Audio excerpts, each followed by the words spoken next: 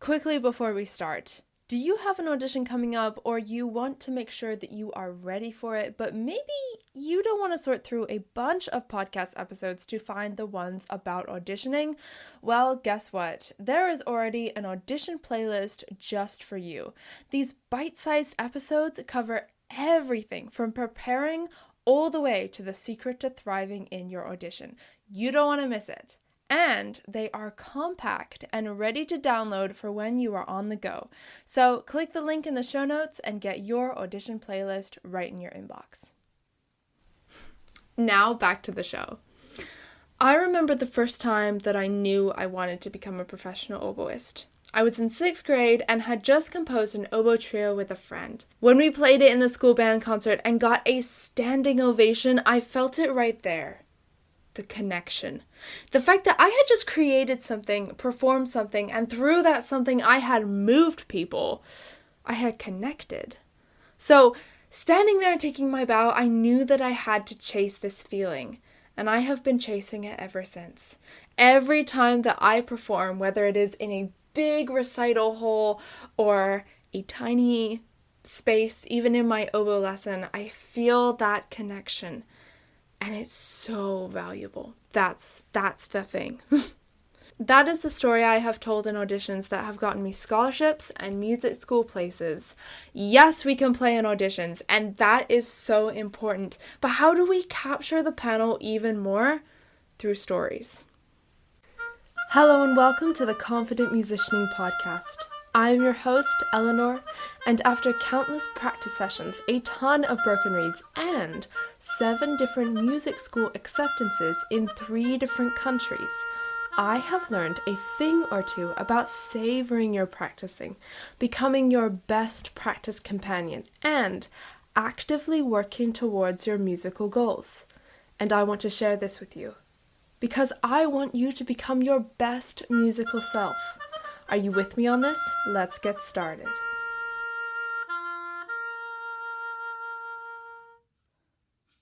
Hey there, and welcome back to Confident Musicianing. Last year, I read a book that really changed my perspective on presentation. It's called Stories That Stick by Kendra Hall, and in it she talks about the power of storytelling, how a story is made up, and how we can use them to communicate. And after reading her book, I decided to try some of these techniques in my auditions, and boy, did I find it fascinating. Through storytelling, even through small stories, say like 3 sentences or so, I was able to capture a panel of judges and take them on a journey. Today, we are going to chat about the power of storytelling in auditions and some strategies for you to implement in your next audition. Now, just a side note, this will only be applicable in auditions where the panel talks to you. This does not apply for blind auditions or auditions where you just go in, play, and leave. So the first thing to think about is, as humans, we love storytelling. We remember stories. If everyone else just gives answers to interview questions like their small talk, and you come up and captivate the audience with a story, that can be such an advantage. Remember, you gotta show, not tell. So, for instance, it's the difference between I want to become a professional oboist versus a story showing when you realize that you wanted to become a professional oboist, like the one that I told you at the beginning of this episode. In the book, the author talks about the stages of a story: normal, change, new normal. And in my story, at the beginning of this episode, it had these elements. Normal, I was playing the oboe, but didn't know if I actually wanted to do that. That was kind of assumed because I said the moment that I knew I wanted to play the oboe. So it was kind of assumed that before, I didn't really know if I wanted to play the oboe professionally. The change is the performance. That was the catalyst of the career.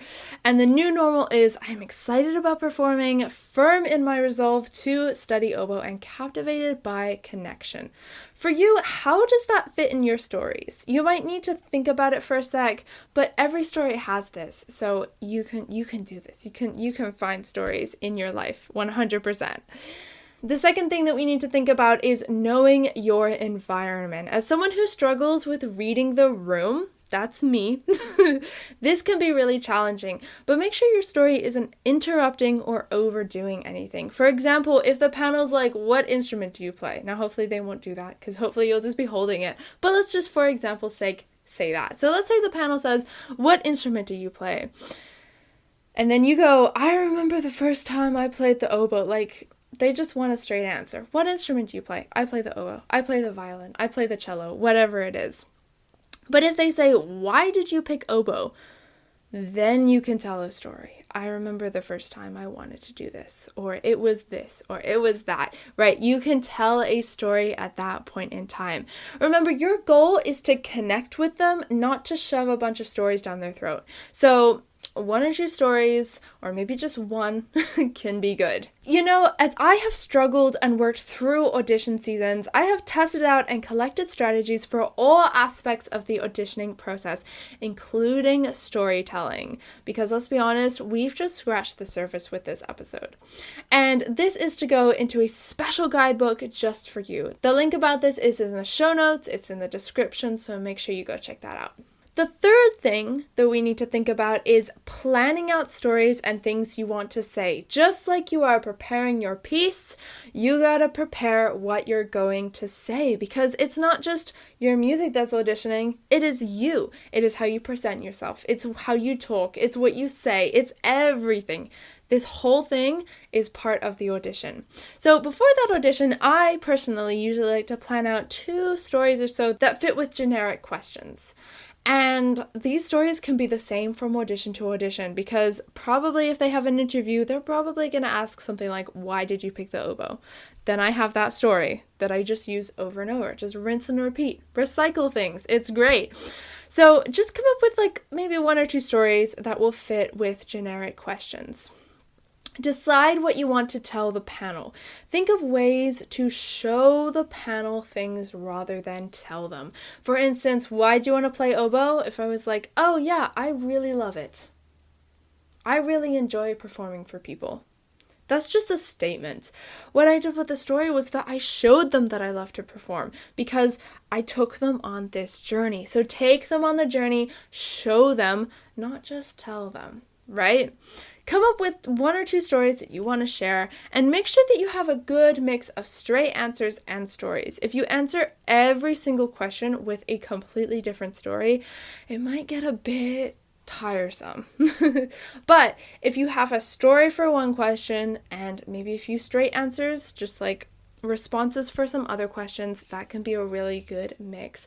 And don't worry if you don't end up fitting the stories in. Don't go into the audition thinking, oh my gosh, okay, I have to put this story in. They have to ask this question. We have to figure it out. Just take a deep breath and it will be okay. The important thing is if they ask these questions, you have that story ready to go. But it's okay if you don't end up putting all of the stories that you planned into the interview. That's perfectly fine.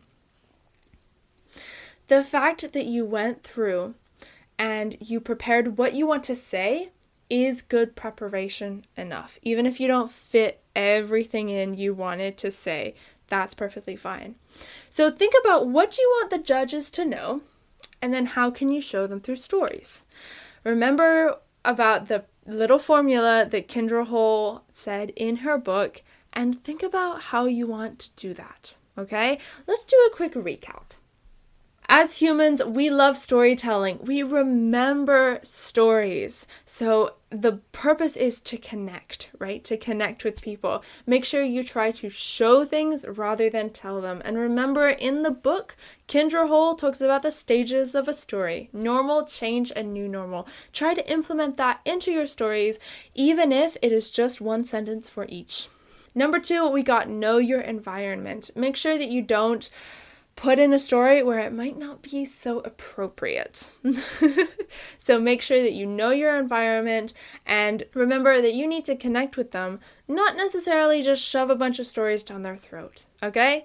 And number 3, Plan out stories and things that you want to say. This is a great way to prepare for the talking bit of auditions. So I usually plan out 2 stories that I want to tell that might fit with generic questions. And remember to think of ways to show the panel things rather than tell them through stories.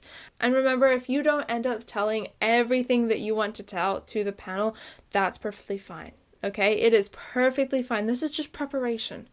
It's just preparation. Okay? It'll be great. So, what stories can you come up with? Right? What stories can you think? Because you have them in you. 100% you have them in you. So just think about the things that you want to share with the panel, and then think about how you can show them rather than tell them. Okay? You got this 100%. I believe in you. I believe in you. Let's go.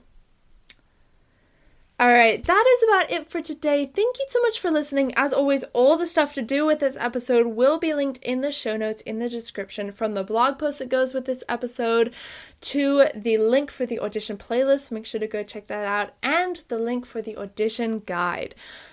Make a habit of doing yourself a favor and looking at those show notes, because let's be honest, there's some good stuff in them. And if you want to show your love and support for the Confident Musicianing podcast, make sure you give it a follow, and I will see you in the next episode. Bye-bye!